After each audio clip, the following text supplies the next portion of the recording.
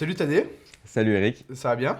ça va et toi? Super, bah écoute, merci d'être venu aujourd'hui pour cette nouvelle série qu'on lance avec l'association Audencia Club of Entrepreneurship, du coup sur les entrepreneurs. Super.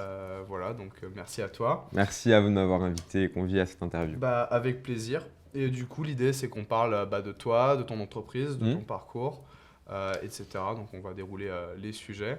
Et du coup, en guise d'intro, bah, du coup, tu as 21 ans, C'est c'est ça bien exactement. ça. Et du coup, tu es CEO et fondateur d'Atana, donc qui est une entreprise qui développe un Hmm. appareil qui aide les femmes qui arrivent à la ménopause à gérer les bouffées de chaleur. C'est ça, c'est un petit boîtier qui soulage, accompagne et analyse les bouffées de chaleur. Ok, et ben écoute, on va revenir sur ça Hmm. très prochainement. J'aimerais bien qu'on parle un petit peu de ton parcours, d'où tu viens, qu'est-ce que tu fais, etc. Donc je m'appelle Tadej Caron, je suis CEO et cofondateur de Atana. C'est une entreprise que je développe avec trois autres associés et en parallèle de mes études. Donc je suis en troisième année d'école de commerce, également en alternance et je me prends un moment aussi pour ma start-up. Donc on développe ce boîtier qui vise à aider 8 millions de Françaises concernées par les bouffées de chaleur chroniques Ok. et qui apporte une solution à cet enjeu médico-social. Ce qu'il faut savoir que la seule solution, c'est un traitement hormonal qui cause des cancers du sein, des cancers de l'ovaire et de l'utérus. Et si j'ai eu cette idée, c'est parce que ma mère est concernée par les bouffées de chaleur depuis 4 ans et c'est un véritable enfer pour elle. Et lorsque je l'ai interrogée sur les solutions qui s'offraient à elle, elle m'a dit qu'en fait, il y avait uniquement le traitement hormonal. Et moi, je me suis dit, c'est pas possible, ça concerne énormément de femmes, c'est un vrai enjeu dans notre société, il faut trouver une solution. Et c'est comme ça que j'ai fait des recherches et que j'ai trouvé du coup la cryothérapie, le bien par le froid. Et comme je ne suis pas ingénieur de formation, j'ai cherché sur LinkedIn, trouvé des ingénieurs. J'ai eu un peu de mal, bah, je vais en parler. J'ai eu une première mauvaise expérience avec un associé. Et par la suite, je suis incubé à Station F. J'ai fait la rencontre de Annan et Asia qui avaient créé un boîtier de cryothérapie pour les douleurs chroniques. Donc on développait la même technologie, mais pas pour le même public. Ok. Et en fait, bah, on a commencé à travailler ensemble. Eux, c'était des profils tech, moi, profil plus business. Et en fait, une synergie incroyable en est découlée. Et maintenant, ça fait 6 mois qu'on bosse ensemble, qu'on a eu pas mal de subventions et qu'on a beaucoup amélioré le truc. Ok, super, bah, c'était hyper précis. Tu devances même mes questions, donc c'est cool. On va peut-être revenir, commencer par le début. Du coup, Ok. donc, tu as 21 ans, tu es en école de commerce, tu es en alternance Hmm. et tu as ton entreprise.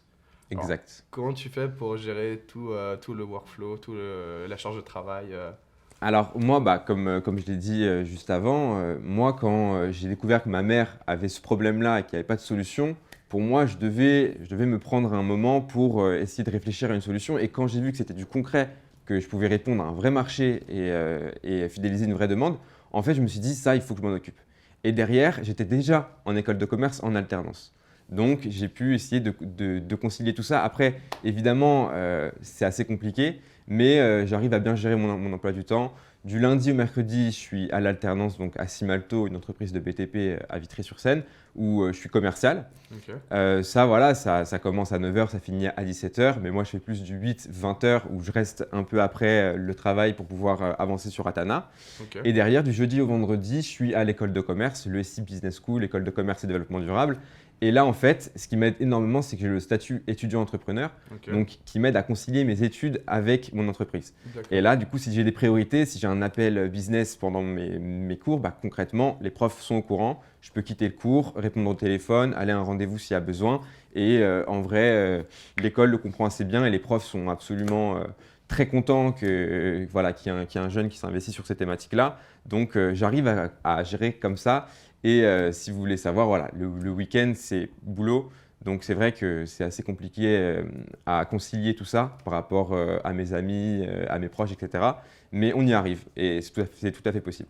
Ok, c'est super impressionnant parce qu'au final, tu as l'air d'avoir un emploi du temps assez chargé. Tu fais combien d'heures par semaine? Je sais pas exactement, mais en fait, voilà, je suis en 35 heures, moi, école plus alternance.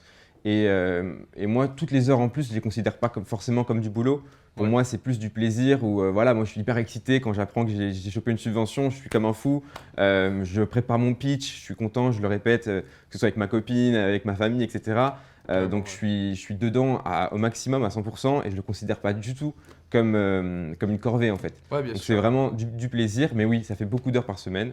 Après, quand on aime ce qu'on fait, tu sais, ça passe vite. Ouais, bien sûr. Après, la question, c'est plus dans le sens comment tu gères ton équilibre de vie personnelle et de Mm. travail, parce que mine de rien, bon, c'est cool, tu travailles et je sais plus qui disait ça, mais si tu fais un métier passion, tu n'iras jamais un seul jour de ta vie au travail. Mais Mm. malgré tout, il y a quand même la vie perso à côté. Mm. Et du coup, j'imagine que bon, tu arrives à gérer plutôt bien malgré tout. C'est ça, c'est ça. Moi, ce qui me prend le plus de temps après mon entreprise, c'est mon alternance. Ouais. Il faut savoir, en fait, j'ai commencé à travailler à Simalto, donc entreprise de BTP, en première année d'école de commerce, donc là, ça va faire 3 ans. Ok. Et, Post-bac. Et ouais, c'est ça, Ok, directement en alternance la première année. Et c'est vrai que quand mon patron a découvert que je me lançais dans un projet entrepreneurial, il m'a dit, mais ce petit gars, il est top, il fait ça en même temps que ses études, etc. Je vais le soutenir. Et en fait, je suis tombé sur un super patron qui m'aide, qui me laisse des locaux à disposition, qui me motive, qui me donne des conseils. Il est membre de notre comité stratégique. Et c'est vrai que là, je peux vraiment me donner à 100%. Il y a beaucoup de jeunes en alternance qui aimeraient se lancer dans l'entrepreneuriat, mais malheureusement, ils ont des livrables avec leur entreprise. Ils ne peuvent pas s'engager sur un autre projet, sinon, oui, leur vie personnelle explose. Donc moi, c'est vrai que j'ai pu concilier tout ça avec un peu de chance. Et voilà, donc oui, c'est vrai qu'on m'accompagne avec mon statut étudiant entrepreneur à l'école et la relation que j'ai avec mon patron qui est super. Ok, donc en fait, ça veut dire que donc, tu peux aussi travailler, enfin ce qui te permet de travailler sur ton entreprise et d'avoir tout ce temps-là, c'est aussi la flexibilité du statut étudiant-entrepreneur et l'ouverture d'esprit, on va dire, de ton patron qui te permet de travailler sur ça. Est-ce que tu peux expliquer un petit peu comment tu as pu obtenir ce statut étudiant-entrepreneur? Alors, le statut étudiant-entrepreneur, en fait, on doit se renseigner sur le pépite de secteur. Ok. En fait, ton école de commerce est rattachée à un pépite obligatoirement. En général, c'est une longue liste d'écoles et en général, elles sont rattachées à un pépite. Et en fait, voilà, après, on appelle ce pépite-là, on le joint par mail, on lui explique, voilà, je suis membre de Audencia, je veux rejoindre Pépite, du coup, je pense que c'est le Pépite Pont, peut-être. Pays de la Loire. Pays de la Loire, ok. Et en fait, on lui explique ça, on remplit un dossier de candidature, on fait le lien avec le responsable pédagogique dans votre école de commerce en charge de l'entrepreneuriat étudiant-entrepreneur. Et par la suite, en fait, voilà, vous remplissez le dossier, vous êtes présélectionné. Après, vous passez un pitch. Donc moi, je passe en visio, peut-être que c'est en vrai maintenant, mais vous passez un pitch devant, devant le coordinateur Pépite. Ok. Et après, ils vous disent oui, vous êtes sélectionné. D'accord, Voilà. ok. Et à partir de là, on a une bourse, on est aidé financièrement ou c'est Alors, juste un aménagement des études c'est un aménagement des études. Ok. Ils vous laissent le libre accès à plusieurs workshops, donc thématiques, comment faire un business plan, une étude de marché. C'est plus du early stage, mais c'est toujours des compétences à développer. Et derrière, ils vous donnent accès à une longue liste. Moi, ça m'aide beaucoup. J'ai une liste par mois de toutes les subventions que je peux choper ce mois-ci, tous les outils que je peux contracter. Et c'est vrai que c'est assez super. Et voilà, ils nous mettent en relation avec des bons partenaires. J'ai pu, grâce à Julien du Pépite Pont, Paris-Ouest Nord, il m'a mis en relation, j'avais un besoin de finance. Moi, voilà, je n'ai pas non plus des qualités extraordinaires en finance et je voulais personnaliser mon prévisionnel. J'ai appelé Julien, il m'a mis en relation avec un finance advisor qui travaille à Smatch Group. Et en fait, à la base, c'était pour 1 heure de revue de prévisionnel. Et en fait, le gars à Smatch Group, qui s'appelle Arthur, c'est devenu mon pote. Et du coup, on se voit tous les vendredis et il m'accompagne sur le côté finance. Donc, vous savez, Pépite, il vous donne accès à beaucoup d'outils, beaucoup de partenaires. Maintenant, il faut les fédérer, il faut les fidéliser, il faut devenir leur ami, il faut développer son réseau. Bien Et sûr. là, vous pourrez étendre les champs. Ok, d'accord. Mais en fait, c'est incroyable en fait, ce que ce statut en fait, il peut t'apporter. En fait, on se rend pas compte. Alors, tu disais l'école de commerce, mais est-ce que c'est nécessairement une école de commerce ou c'est ouvert à tous les types de structures Ah dans non, l'enseignement c'est- supérieur? Oui, c'est pas forcément une école de commerce, Ok. c'est ouvert, après je ne vais pas dire de bêtises, mais c'est ouvert normalement à toutes les structures de l'enseignement supérieur. Et si je veux rajouter juste une petite chose par rapport à Pépite, Pépite m'a donné l'opportunité d'être incubé à Station F parce que j'ai le statut étudiant entrepreneur et ils ont un programme spécial à Station F pour les étudiants entrepreneurs d'Île-de-France. D'accord. Donc c'est vrai que ça m'a beaucoup aidé et lorsqu'on on pitch devant des jurys pour une subvention, devant des partenaires, qu'on explique le projet à une partie prenante, c'est sûr de dire que j'ai le statut national étudiant entrepreneur, c'est sûr que c'est très qualitatif sur le papier. Et en vrai également, hein, Bien sûr. mais c'est vrai que voilà, c'est un gage de légitimité pour votre projet et pour votre réussite. D'accord. Alors c'est important, si tu parles de gage de légitimité, parce que j'imagine qu'à 21 ans, quand tu vas pitcher peut-être à des partenaires ou à des potentiels clients, Hmm. en fait, peut-être qu'on te remet un peu en question par rapport à ton âge, ta légitimité. Enfin, Alors j'imagine, c'est toi, vrai. c'est quoi, Ouais. quoi ton ressenti par rapport à ça? Alors ouais, je suis complètement d'accord avec toi. J'ai beaucoup d'amis entrepreneurs qui ont à peu près le même âge que moi, entre 20 et 25 ans. Et bon, c'est vrai que moi, c'est un peu exceptionnel parce que je me suis lancé il y a 1 an et demi, donc j'avais 19 ans et demi. Derrière, c'est dur de fédérer des partenaires quand on dit qu'on a 20 ans. Parce que forcément, ils disent il a encore le temps. Moi, une fois, j'ai participé à une subvention, un appel à projet. On m'a dit ton projet, il est vraiment top, tu es bien avancé, mais derrière, tu as 20 ans, donc tu as encore le temps. Mais moi, j'ai pas le temps. Moi, Cette je vais aller phrase, elle vite. tue. Je vais aller vite. Donc, Ouais. moi, j'ai revu tout mon discours et ça marche au cas par cas. Si je vois que la personne elle est ouverte d'esprit, je vais dire voilà, j'ai 20 ans, si, voilà. Mais sinon, je vais pas forcément parler d'âge. Ouais. Comme Mbappé, tu me parles pas d'âge. Et Oui. derrière, c'est sûr que oui, oui, c'est quand on est relativement jeune et qu'on s'adresse à un public voilà, qui a 40, 50 ans, derrière, ils saisissent pas forcément. Ils disent ah, c'est un projet pour les étudiants. C'est ça en fait. Ouais. Bah non, c'est mon projet professionnel. Je veux développer un chiffre d'affaires, je veux embaucher des gens, donc c'est voilà. Donc moi j'évite trop de parler d'âge en vérité. Ok, d'accord. Bon, bah c'est cool. On a bien abordé, hein, on a défriché un petit peu ton profil, où est-ce que tu en étais. On va peut-être switcher un peu sur le business un peu plus en Mm. dur. Donc, tu parlais de chiffre d'affaires, d'associés, etc.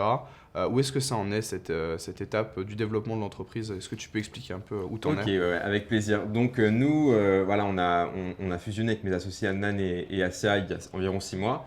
Et pour l'instant, donc on développe un projet tech, donc un projet sur la Femtech. C'est du hardware Ok, et c'est vrai que ça nécessite une R&D importante. On est sur 1 an et demi de R&D. Du coup, le chiffre d'affaires, on pourra le générer à partir de 1 an encore.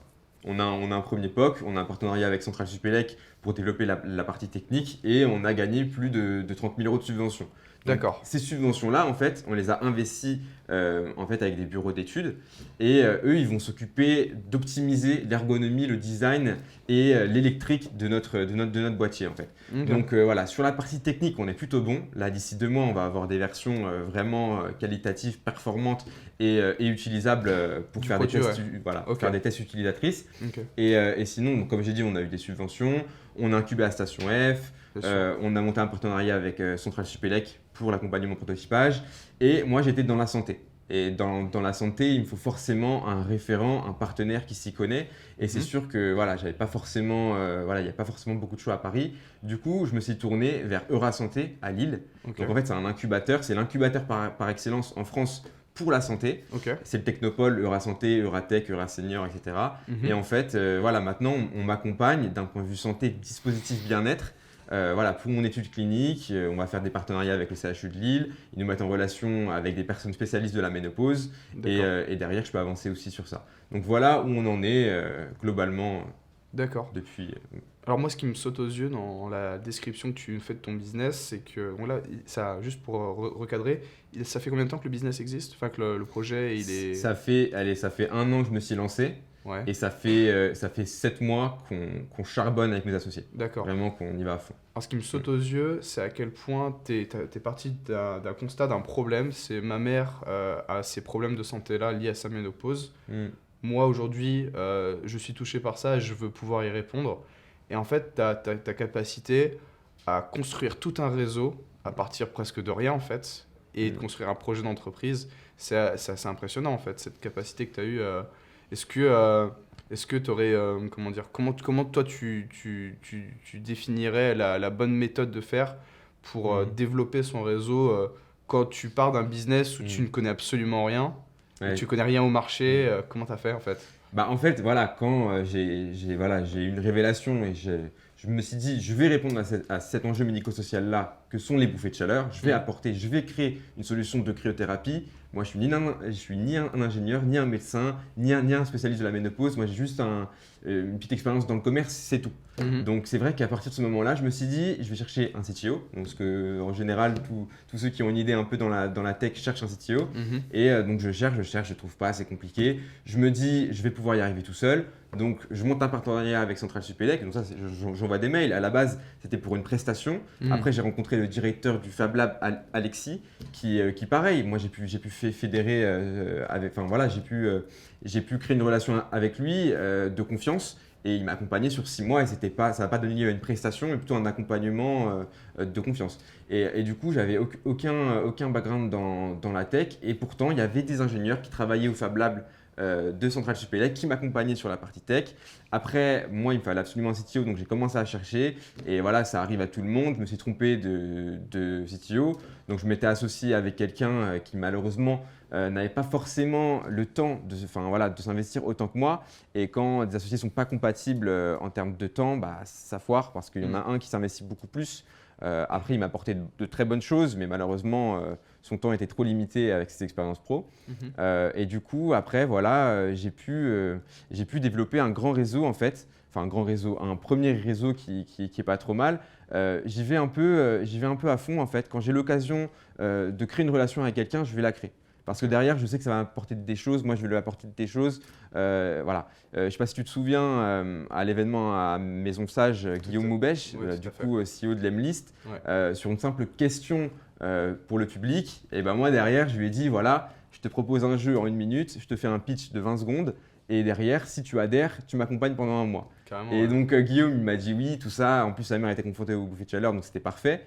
Et derrière, voilà, on se parle, ça arrive, etc. Ok. Alors tu l'interpelles dans la rue, tu lui dis écoute, j'ai besoin d'aide, ce ne sera pas forcément la bonne méthode. Ou Ça- tu lui envoies des mails, il ne va pas répondre forcément, ce qui est normal, hein, il Ouais, bien est sûr. surbooké. Donc voilà, il faut y aller au culot. Et quand on a une chance de fédérer un réseau, etc., on y va à fond. Ok. Pareil pour Carrément. Jean-Pierre Nadir, je suis allé Tout à fait. l'interpeller à la fin et je lui ai demandé de préparer mon seed et il a accepté. C'est Donc ça, ouais. tu vois, c'est comme ça qu'on fédère aussi le réseau. Bien sûr, ouais. Donc ça montre vraiment qu'en fait l'opportunité, en fait, il faut pas l'attendre. Elle arrive, enfin, Faut saisir sa chance. tu la déclenches Voilà, en fait. faut déclencher sa chance et, Il faut être au et- bon et la endroit. saisir. Voilà. Et après, une fois qu'on a monté un premier réseau, faut l'entretenir, faut le nourrir. Bien Parce que sûr. derrière, si tu rencontres pas la personne, si vous êtes bien entendu il y a une semaine et que derrière, un mois après, tu l'as pas relancé, tu lui as rien dit, Ouais, bah, bien et sûr. voilà, il va forcément tout oublier et derrière, Voilà, oui. carrément. Donc, voilà, globalement. Ouais. Ouais, d'où l'intérêt aussi de développer un réseau qui est pertinent aussi par rapport à ton business, parce que si tu fais du réseau pour faire du réseau et qu'au final tu n'as rien à leur dire, du coup, tu n'auras pas d'occasion de les relancer, hein. C'est ça exactement. Ok, donc carrément. Alors du coup, moi j'aimerais bien revenir un petit peu sur les erreurs que tu as pu commettre ou les difficultés, les crises, tu parlais avec ton associé. Voilà, est-ce que tu peux élaborer sur ce sujet-là? Ouais, je vais revenir sur les difficultés du coup. Ouais. C'est sûr, maintenant que j'ai pu monter une équipe où il y avait des compétences en technique, cette contrainte, je l'ai un peu éliminée, mais il faut bien comprendre que mon projet, il a 3 thématiques. C'est un projet tech avec une R&D importante, hardware, software, etc. Donc déjà, c'est assez compliqué. Faut l'industrialiser, etc. Il faut monter des beaux partenaires avec des fournisseurs industriels. Mhm. Derrière, c'est un projet sur la santé. Donc la santé, il y a des études cliniques à n'en plus finir, il y a un investissement fou, faut le certifier dispositif médical ou bien-être. Et derrière, on n'a aucune certitude de pouvoir le mettre sur le marché. Peut-être que l'organisme qui certifie, il va dire, écoute, ton boîtier, tu l'as fait depuis 1 an, tu l'as développé, mais il n'est pas conforme à ça, et de toute façon, vous ne pouvez pas y arriver. Donc tu oublies ton projet. C'est un risque en fait, il y a beaucoup de risques.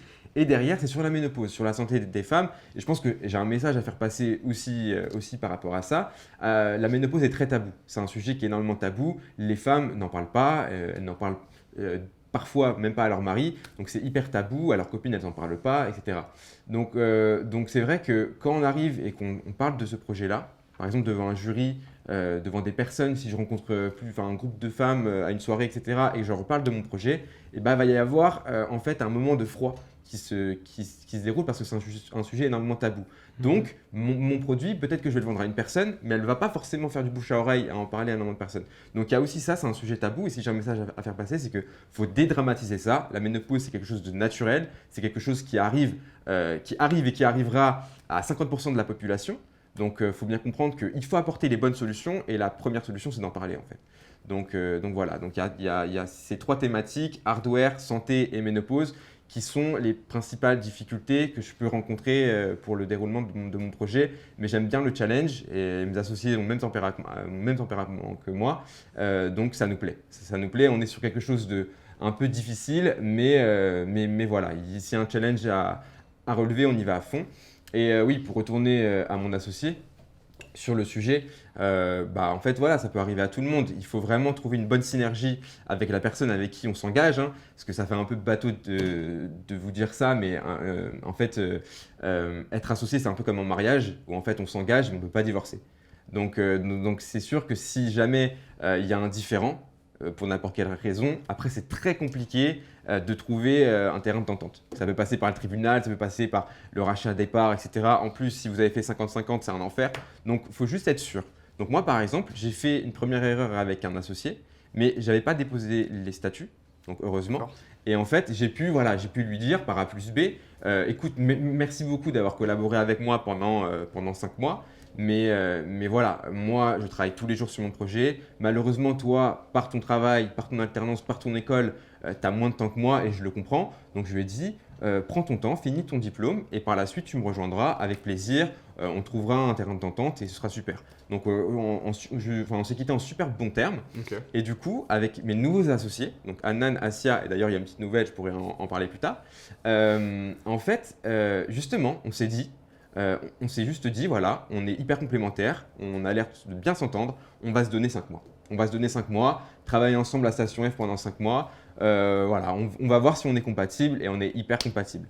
Okay. Donc là, statut déposé, direct et l'entreprise, voilà, ça va le faire parce que vraiment, on est sur la même optique. On peut se lever à 5 heures pour partir à Lille, tu vois, sur un coup de tête, pour lancer les bureaux d'études. On peut rentrer à 22 heures, ça pose pas de problème. On peut s'appeler, voilà, ils m'envoient des petits messages sur Slack à 4 heures du mat, qui ont fini le design, mais c'est des fous. Okay, donc tant mieux, tant mieux. On est sur la même optique de, voilà, c'est pas non plus forcément une belle équipe, c'est une équipe qui travaille. Mais moi, il m'invite chez lui, voilà, il m'a invité à son mariage très vite. On a développé des liens de confiance et voilà, on s'aime beaucoup. On est devenus surtout des amis. Ouais. Voilà. Voilà. Donc voilà, je pense que si j'ai un conseil à donner aussi aux entrepreneurs qui veulent se lancer jeunes, en général, quand on est jeune, on ne réfléchit pas et on veut foncer. Moi, je suis le premier à foncer dans le mur et je fais des erreurs qui sont du coup que je ne peux pas rattraper obligatoirement. Du coup, de prendre son temps. Voilà, ça ne sert à rien de déposer les statuts hyper vite. Prenez votre temps. Il faut déposer les statuts, il faut faire un pacte d'associés qui soit solide. Et derrière, vous n'y perdez rien. Parce que si vous déposez, immatriculez votre entreprise vite, ça veut dire que vous exposez au bilan comptable assez vite. Ça veut dire que vous fermez la porte à énormément de subventions, que ce soit la bourse French Tech, que ce soit le Fonds régional d'innovation, que ce soit… Voilà, ça va très vite. Donc, vaut mieux temporiser, voir ce qu'on peut faire, travailler avec ses associés et de voir après, si vous engagez, vous engagez. Ok, d'accord. Oui, donc bien faire la différence entre aller vite mais dans le mur et aller vite intelligemment. Il faut temporiser. Mesurer les risques. Ça ne sert à rien de déposer les statuts très vite, il faut temporiser, vous y gagnerez. Vous y gagnerez sur le long terme. D'accord, ok. Alors sur toute cette connaissance, au-delà de ton expérience, c'est Pépite qui t'a aidé sur la connaissance. Par exemple, tu parles de statut, de pacte des associés, ça ne parle pas forcément à tout le monde. On sait ce que c'est la plaie de savoir avoir à choisir une structure juridique, rédiger toute cette partie-là qui peut être coûteuse ou on ne comprend pas forcément. Toi, qu'est-ce qui t'a apporté ces connaissances pour savoir… Alors, honnêtement… Que ce soit Pépite, que ce soit Station F, je suis incubé aussi à Live4Good, j'ai pas dit, mais Live4Good, super incubateur social. T'es incubé partout en fait. Non, ils sont super à Live4Good, j'avais oublié. Du coup, je suis incubé à Pépite, Station F, Live4Good, Eurasanté, et je suis beaucoup à Centrale Supélec aussi. En fait, c'est pas forcément Pépite qui m'accompagne sur mes compétences entrepreneuriales, c'est pas forcément Station F, c'est pas forcément Live4Good. En fait, il faut être maître de son incubation et aller chercher les bonnes infos au bon endroit. Ça veut dire typiquement, si Pépite, il y a un workshop sur un gars qui, du coup, qui est spécialiste du dépôt de statut, donc un avocat, qui dit voilà, donc c'est comme ça que vous déposez un statut. Derrière, il faut bien écouter. Si on ne comprend pas, on note une question, on n'hésite pas à lui en parler pour qu'il apporte, voilà. Et après, on lui envoie un mail. Après, on essaye de choper son numéro, on l'appelle, on lui dit j'ai pas compris ça, est-ce que tu peux prendre 5 minutes? Et en fait, tu es maître de ton incubation. Donc, c'est pas forcément Pépite qui avait le meilleur programme, pas forcément Station F. En fait, voilà, j'ai pioché le maximum. Quand on a une question, on y va. Même si c'est une question bête, on y va, on fonce. Si j'ai pas compris un truc, je veux le savoir maintenant, tu vois. Et derrière, c'est vrai que ta courbe d'apprentissage, elle va être comme ça. parce que tu es maître de ton incubation. Et après, comme je l'ai dit, que ce soit sur la finance, que ce soit sur énormément de choses, sur l'accompagnement technique, etc. Moi, de base, j'ai eu l'opportunité de rencontrer une personne pendant peu de temps. Et après, voilà, tu lui renvoies un mail le lendemain, tu l'appelles, tu lui dis « Je suis la personne d'hier qui t'a posé cette question-là. J'ai juste une dernière question, 2 minutes, hein, ça va te prendre 2 minutes, t'inquiète pas. Ok, fais vite. » Et derrière, tu commences à créer du lien et tu lui renvoies un mail ou tu l'ajoutes sur LinkedIn, tu lui envoies un petit commentaire. Alors, ça va, il va se rappeler de toi. Il va dire, et là, ça va commencer à se mettre en place. Et c'est comme ça que tu étends le champ des possibles. Moi, je ne suis pas spécialiste juridique, je suis ni spécialiste finance. Pourtant, j'ai de grandes connaissances en finance et en juridique grâce à ça.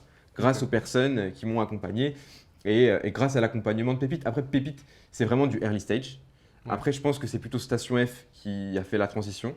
Ok. Et de toute façon, Eurasanté, c'est hyper complémentaire. Parce que Eurasanté, il m'accompagne sur la santé. Donc vraiment, c'est des compétences qui sont à part, hyper importantes, mais à part. Donc c'est plus Pépite au tout début, après Station F, et après je pioche Eurasanté pour la santé et Live for Good pour mon impact positif. Moi, je veux intégrer une forte dimension RSE en mon entreprise. Je suis issu du coup d'une école de commerce et développement durable, donc c'est pas très commun. Et du coup, je veux mettre le paquet sur l'impact social, l'impact positif et environnemental. Ok. Donc ça a l'air d'être très important pour toi, toute cette partie RSE. Enfin, je fais un aparté sur ça, parce que je regardais sur ton profil, tu es associé Time for Planet, et, entre autres, et tu avais fait un truc Entrepreneur for Good, donc ça a l'air d'être vraiment au cœur en fait, de tout ce que tu fais. Et c'est vachement chouette. Et en fait, on se rend compte qu'au final, toutes ces incubations, en fait, ça t'apporte des briques par brique, et toi, en fait, tu pioches dans ce qu'on te donne, et tu construis en fait le socle culturel et technique et managérial en fait, de ton entreprise comme ça. C'est ça. Je vais te dire un truc, honnêtement, j'ai peut-être pas fait la meilleure stratégie. Parce que j'ai postulé énormément de choses. Je suis incubé dans 4 incubateurs. On ne peut pas suivre ça, tu vois. On ne peut pas suivre ça en même temps avec son alternance, et même à temps plein, je pense que c'est pas possible d'avoir autant d'informations. Tu dors ou pas en même temps? Non, honnêtement, je ne vais pas faire le coup du gars qui taffe 24 heures par jour. Non. Moi, j'arrive à me dire, voilà, là c'est bon, j'ai ma tête qui explose, j'arrête et je vais voir mes potes, voilà, tu vois. Mais c'est vrai que suivre 4 incubations, c'est pas possible. Donc c'est pour ça que j'essaye de choper la bonne info au bon endroit, et c'est aussi ce travail-là. Avec Eurasanté, on a des semaines complètes. Moi, pour l'incubation, on a plusieurs semaines. À Live for Good, c'était pareil. Une fois, ça m'est arrivé d'avoir une semaine Eurasanté, une semaine Live for Good chevauchée, avec un workshop de Station F, etc. Et moi, je peux pas dire, moi j'étais en mode, ok, il faut rien que je rate, mais non, c'est bon. Donc là, le mardi, avec Eurasanté, ce sera plus le côté dispositif médical. Je pêche un peu sur ce sujet-là, je vais le suivre. Derrière, le côté finance, je suis plutôt bon, donc finance, je vais pas le suivre, je préfère suivre un autre truc. Voilà, faut être. Et moi, je conseille pas forcément d'être incubé partout. Hein. C'est pas forcément la bonne technique. Après, voilà. Donc si c'était à refaire, tu le referais peut-être différemment? Si c'était à refaire, je le referais différemment, c'est sûr. Je pense que je pense que je le referais différemment. Après, je pense que j'aurais dû faire un autre choix. C'est que j'aurais peut-être dû me mettre en césure. En fait, j'ai longuement hésité quand j'ai été accepté à Station F de mettre en césure pour profiter pleinement de mon accompagnement. Et je me suis dit, je suis à une année qui me certifie. Donc en 3e année d'école de commerce, je me retrouve avec un bachelor. Et en fait, donc soit je m'arrête en bac+2 ou voilà, j'aurai rien. Mais si je fais une année de césure, je fais bac+2, pause et je rattrape une année plus tard. Mais voilà, il y a toujours ce risque que tu la rattrapes jamais cette année au final. Tu la rattrapes jamais, que tu penses que ton entreprise va fonctionner et que malheureusement l'année prochaine elle se casse la tête. Et derrière, peut-être que ton école, ils ont une clause qui marque que voilà, au bout de 2 ans de pause, tu rattrapes pas ton année de césure, je sais pas. Donc je me suis dit, je vais quand même suivre le truc, mais j'aurais dû me mettre en année de césure. J'ai un ami qui était du coup dans la même école de commerce que moi, qui s'appelle Victor Lignel, et qui lui, qui a dit, voilà, maintenant il fait un truc, une agence de social media qui fait du beau boulot. Hein, je vous conseille d'aller voir, c'est Stonks Group. Et en fait, Stonks Group. Ouais, Stonks Group. Et il s'est dit, voilà, j'arrête mes études et je me consacre à fond sur l'entreprise. Et ça, tu vois, j'ai pas forcément eu ce courage-là. Et j'aurais dû l'avoir. J'aurais dû l'avoir, j'aurais peut-être dû faire une pause qui m'aurait permis de rebondir sur beaucoup de choses. Et comme ça, j'aurais eu plus de temps et j'aurais eu l'occasion de suivre toutes mes incubations. Et là, je peux pas. Donc, tu as dit que tu pouvais pas tout suivre. Si tu devais le refaire, on a posé la question, mais si tu devais le refaire, est-ce que tu choisirais plutôt des incubateurs qui t'aident sur la partie métier, donc tout ce qui est medtech, etc. Ou est-ce que tu choisirais plutôt des incubateurs comme Station F qui peuvent t'aider sur le côté développement d'entreprise plutôt généraliste du côté entrepreneurial? En fait Moi, du coup, si c'était à refaire, typiquement, je pense que je ferais les mêmes choix, mais en année-césure. Mais, D'accord, ok. Donc tu mais changerais rien aux 4 je changerais incubateurs? rien parce Ok. que ça m'apporte. En fait, le pépite, au début, ça m'a aidé. Maintenant, c'est vrai que si j'ai besoin, j'appelle Julien. C'est simple, j'appelle Julien, donc le coordinateur pépite, et je lui dis voilà, j'ai besoin de ça. Est-ce que tu aurais un tips, etc. Et il me dit oui ou non. Donc, ça, c'est plus un support externe. Après, il y a Station F, et je vais vous dire une chose sur Station F. C'est pas forcément de l'accompagnement qu'il me propose, parce que je suis accompagné par School Lab. C'est pas forcément School Lab, même s'il m'apporte de très bonnes choses, Mhm. qui sont du coup en complémentarité avec Pépite. Mais c'est le réseau à Station F. À Station F, vous trouvez de tout. Vous trouvez des personnes qui sont sur tous les marchés différents, qui ont des tas de startups. Et derrière, étrangers ou pas, français, chinois, anglais, vous apprenez énormément de choses. Et c'est là aussi que je peux capitaliser sur Station F. C'est une grande zone de coworking où en fait on peut faire un tas de rencontres. Donc si j'avais un conseil, c'est passer un maximum de temps. Si vous avez la chance d'être incubé à Station F, il faut passer un maximum de temps à développer son réseau, Mhm. à essayer de s'ouvrir aux gens, à découvrir leurs compétences et à s'en servir, hein, pas de façon perverse, hein, mais vraiment Oui. voilà, de fidéliser. Si vous êtes fort en commercial et que vous rencontrez une personne qui est fort en juridique, vous faites un échange de bons procédés. Ça, il faut le faire. Et derrière, Live for Good, c'est vraiment génial. Donc, impact positif, c'est vraiment top. Ça, je le garderai forcément. Et en soi, oui, j'ai fait les bons choix. Comme tu le sais, j'ai Oui, moins de bien temps. sûr. Mais je pense que non, je ne changerai pas mon incubation. Ok. Voilà. Ok, d'accord. Bon, fantastique. Comment vous, en tant que... Donc si j'ai bien compris, vous êtes 3 mecs, C'est c'est bien ça. ça. Comment vous incarnez cette légitimité par rapport à une problématique qui touche uniquement les femmes?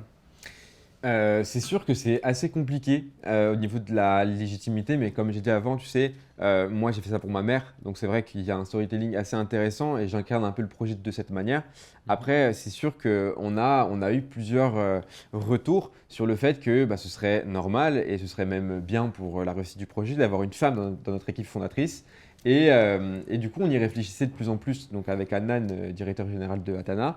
Et en fait, on a fait le choix de prendre une nouvelle associée, donc en tant que directrice communication. C'est ça qu'on cherchait comme compétence. Ok. Et on a posé l'intention, et très vite, en fait, donc j'ai participé au prix MoveJ, j'ai posté une vidéo sur YouTube, ça a fait un peu de bruit, partage, etc. Il y a une femme qui m'a appelé et qui m'a dit, écoute, Tadé, ton projet, il est juste dingue. Je suis également concerné par les bouffées de chaleur et je veux vous aider. Je veux vous aider. Et donc, je me suis dit, c'est super, je vous remercie, super proposition, etc. Et en fait, elle était directrice de communication. Enfin, elle avait créé son cabinet de communication depuis plus de 30 ans. D'accord. Donc, elle était chef d'entreprise, elle bossait avec des boîtes du CAC 40, etc. Donc, c'est vrai que là, c'est tombé, mais parfaitement. Mhm. Et du coup, ça fait 2 petites semaines qu'on commence à se voir, qu'on commence à essayer de réfléchir à une stratégie. Mhm. Et elle s'appelle Olivia Goldman, elle est juste formidable, elle est bienveillante, elle nous accompagne de la meilleure manière possible. Et ça va rentrer du coup en synergie avec la campagne de crowdfunding pardon, qui va se dérouler début octobre. Donc voilà, elle va s'occuper de notre communication et elle va incarner aussi ce rôle du coup de femmes qui sont concernées par les bouffées de chaleur et qui peuvent aussi en parler. Comme elle est directrice communication, elle peut très bien faire des petites vidéos et de dire voilà, je suis concernée par les bouffées de chaleur, c'est quelque chose qui n'est pas normal, on n'a pas de solution, uniquement les traitements hormonaux. Mhm. Voilà, moi je veux mettre en lumière cette innovation que Atana propose. Et du coup, comment tu finances du coup ton produit? Parce que voilà, au final, c'est un vrai produit. Donc j'imagine qu'il y a une partie Indus là-dedans qui entre en compte. Comment tu finances tout ça? Alors oui, c'est vrai qu'on a une grosse R&D à réaliser pour sortir un prototype qui est performant. Donc pour parler un peu plus de ma solution, donc c'est un petit boîtier à poser sur la nuque. Mhm. C'est très petit, c'est assez fin et c'est très discret. Donc les femmes, lorsqu'elles sentent une bouffée de chaleur arriver, elles le posent sur leur nuque et elles sentent le froid les délivrer instantanément. C'est instantané et ça fonctionne grâce à la thermoélectricité. On crée du froid par électricité, donc il y a des petites batteries à l'intérieur et il y a un module Peltier. Un module Peltier, c'est quoi? C'est une plaque en céramique avec des jonctions en cuivre qui va séparer le courant chaud et le courant froid. Ce qui fait qu'il y a une phase froide et une phase chaude. La phase froide, elle est contre la nuque et la phase chaude, elle est contre un dispositif de dissipation thermique qu'on a inventé en interne avec Ok. mes associés et Centrale Supélec. Et du coup, c'est vrai que c'est une grosse innovation, il faut la financer. Donc, on a fait le maximum en interne pour limiter les frais. Mhm. Donc, il y a Assia, le directeur technique, qui est à temps plein sur le projet depuis plus de 2 mois. Hein. Il a fait une rupture de CDI pour se consacrer à fond sur Atana. Et du coup, il a pu sortir un prototype vraiment très fonctionnel avec toutes les specs techniques, comment ça marche, comment on emboîte cette pièce dans l'autre, etc. Et on est allé chercher le Fonds régional d'innovation de la région Hauts-de-France. donc qui est une aide. On a contracté 15 000 euros net. Et ça, on a rajouté 10 000 euros d'argent personnel pour financer l'innovation. Et du coup, là, on lance l'ergonomie et design, une partie élec qui est limite, enfin voilà, qui est assez petite. Donc, on a lancé 25 000 euros de subvention hier à Lille avec des bureaux d'études pour optimiser toute cette partie-là. Donc, c'est comme ça que je finance l'innovation. Et c'est pareil, je rebondis très rapidement sur une erreur à ne pas faire quand on veut lancer un projet hardware ou tech et qu'on n'a pas un profil tech de formation. Moi, à la base, je pensais que j'allais faire un prêt étudiant de 10 000 euros, que j'allais aller au premier venu, au premier bureau d'études venu et que j'allais leur dire, ouais, avec 10 000 euros, vous me faites un truc, mais super. Mais c'est pas comme ça la réalité. Moi, j'étais vite rabâché. On m'a dit, ok, 10 000 euros, moi, tu me payes, moi, je peux payer un ingénieur pendant une semaine. Et j'étais, Ah oui, d'accord. Ok. La désillusion. Alors, ok. Il me dit, ouais, moi, il faudra 3 mois environ, un truc comme ça. Donc, c'était chiffré à, je sais pas, à 60 000 euros. J'étais en mode, oui, c'est pas possible. Donc, derrière, on a fait le maximum en interne. Donc, j'ai rencontré les bonnes personnes. Hein. Bien sûr. Et on a fait en interne. On a fait un partenariat gratuit avec Centrale Supélec. Enfin, voilà, j'ai pu payer un premier mois, mais après, ils m'ont accompagné sur la durée. Donc voilà, voilà comment j'ai financé l'innovation. Et après, il y a la bourse French Tech. Donc, qui est une subvention de la BPI pour l'aide à l'innovation. Il y a le diagnostic innovation, donc c'est une petite aide, pareil pour l'innovation, il y a énormément d'aides. Il y a le réseau entreprendre, une fois qu'on a un business model qui est complet, qui est solide, avec une preuve de demande sur le marché, bah là le réseau entreprendre, ils peuvent vous faire confiance et vous donner 30 000 euros de prêt d'honneur, c'est ça. Donc un prêt d'honneur, comment ça marche? C'est du coup financé par le réseau entreprendre. Il faut avoir un business model solide et accompli, et par la suite, ils vous donnent donc ces 30 000 euros que vous devez rembourser si votre entreprise fonctionne. Si votre entreprise elle ne fonctionne pas, ils ne vous remboursent pas. Après, pour les petits malins qui pensent qu'ils peuvent contracter le prêt d'honneur et si ça ne marche pas, ce sera tant pis, ils sont très à cheval sur la solidité du business model et en général, ils ont 93% de réussite. Ce qui fait que voilà, faut déjà avoir un business model bien fondé et du coup une mise sur le marché qui va arriver assez rapidement, que ce soit du crowdfunding ou de la vente directe. Donc voilà, c'est comme ça que je finance. Donc vous avez la bourse French Tech, vous avez les prêts d'honneur, vous avez le diagnostic innovation. Voilà, il y a France Active aussi qui fait des prêts d'honneur. Il y a la Love Money et il y a le crowdfunding. Et donc évidemment, voilà. Donc c'est histoire c'est de vendre votre produit avant la commercialisation sur des sites comme Ulule, comme Kickstarter pour l'international. Et ça vous permet en fait d'avoir du chiffre d'affaires. Avant la commercialisation. Tester la demande aussi. C'est ça, et tester la demande. Les clients vous donnent les moyens de produire. Donc c'est hyper intéressant de le voir aussi comme ça. Moi, le crowdfunding, je vais le faire pas pour le chiffre d'affaires, parce que je peux avoir assez de subventions et de levée de fonds derrière, mais c'est plus pour prouver qu'il y a de la demande. Comme tu l'as dit, c'est un marché qui n'existe pas sur la ménopause. Donc, il faut prouver aux yeux des investisseurs qu'il y a de la demande. Voilà. Marché, ouais. Mon crowdfunding, je l'ai réussi en 2 jours. Mon objectif, il est rempli en 2 jours. C'est fait là? Ayez confiance en moi. Non. Oui, non, pas encore. C'est le discours que je pourrais avoir. C'est la projection. C'est pas encore fait. C'est en octobre, donc j'ai encore le temps. Il faut faire une communication solide. Et du coup, le crowdfunding, c'est aussi un bon levier pour prouver de la demande et avoir du cash assez rapidement. Ok. À l'avenir, tu comptes faire rentrer des business angels au capital ou peut-être même faire rentrer des fonds VC Alors, pour l'instant, j'ai déjà eu plusieurs rendez-vous avec des VC, des business angels qui étaient intéressés sans forcément vouloir investir, mais qui étaient intéressés. Donc évidemment, quand j'ai l'occasion d'aller en rendez-vous avec eux, je le fais. Ça aussi, ça m'améliore ma négociation et ça me permet d'adapter mon discours à chaque fois. Après, moi, je sais pertinemment que mon projet, il y a beaucoup de limites, que ce soit tech, santé, ménopause, un marché qui n'existe pas. Sur un truc hardware, il faut faire comprendre aux femmes de porter un truc sur la nuque. Ça n'existe pas aujourd'hui, c'est hyper compliqué.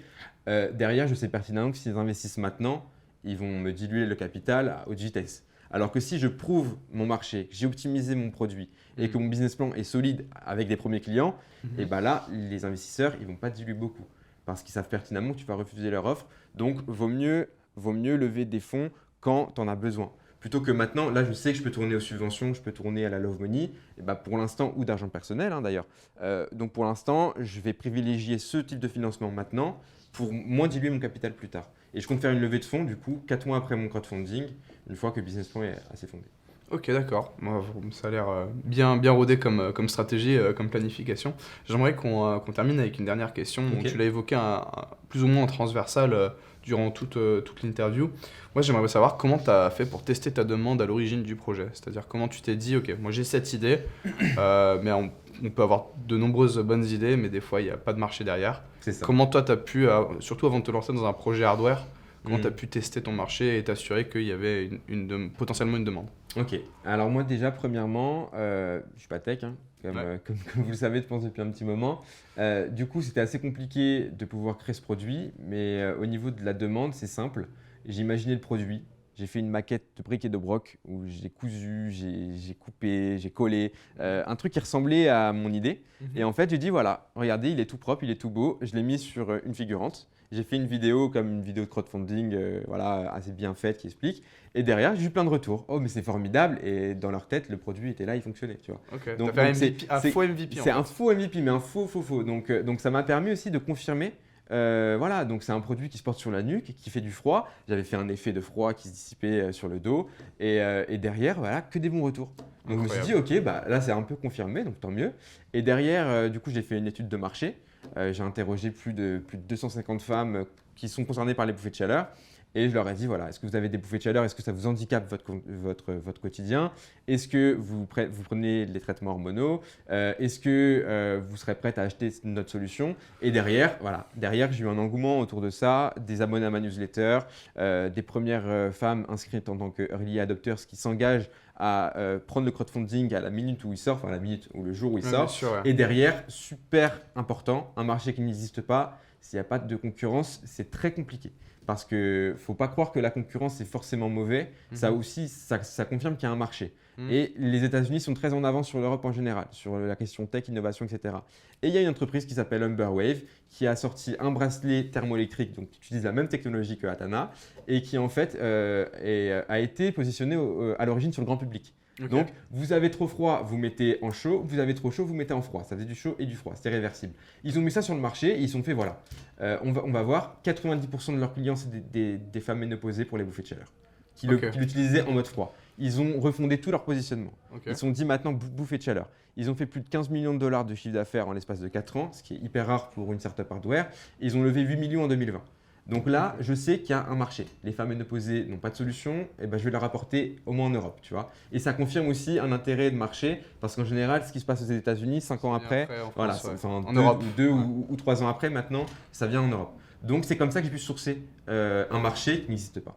La concurrence, étude de marché qualitative, quantitative et un peu une stratégie avec le faux MVP, etc. Et bien après, très vite, j'ai pu avoir un vrai MVP qui fonctionne. J'aurais dû l'apporter d'ailleurs, je ne l'ai pas pris. Mais voilà, très vite, on peut avoir de choses sérieuses sans forcément faire, OK, étude de marché sur Internet, étape 1, faut faire ça, étape 2, faut faire ça. Non, faut y aller aussi en fonction de votre marché, faut l'adapter en permanence. Et du coup, est-ce que tu peux parler du prix de ton produit? Combien ça coûte? Alors, mon boîtier coûte 299 € au TTC. Ok. Mais il faut bien comprendre qu'on a plusieurs possibilités. Soit on le vend en tant que dispositif bien-être et on le vend effectivement à 300 €.